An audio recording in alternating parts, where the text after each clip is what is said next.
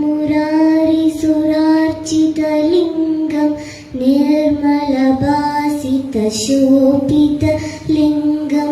जन्मजदुःखविनाशकलिङ्गं तत्प्रणमामि सदाशिवलिङ्गं देवमुनिप्रवरार्चितलिङ्गं कामदहनकरुणाकरलिङ्गं रावणदर्पविनाशकलिङ्गं तत्प्रणमामि सदाशिवलिङ्गं कनकमहामणिभूषितलिङ्गं फणिपरिवेष्टितशोभितलिङ्गं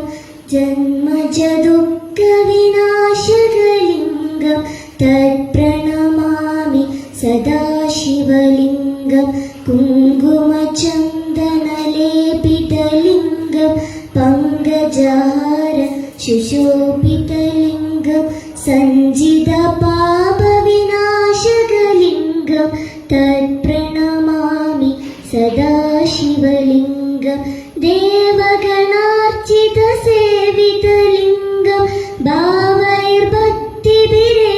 च लिङ्गं दिनकरकोटिप्रभाकरलिङ्गं तत्प्रणमामि सदाशिवलिङ्गम् अष्टदलोपरिवेष्टितलिङ्गं सर्वसमुद्भवकारणलिङ्गं सिद्धसुरासुरवन्दितलिङ्गं तत्प्रणमामि सदाशिवलिङ्गं सुरगुरुसुरवरपूजितलिङ्गं सुरवनपुष्प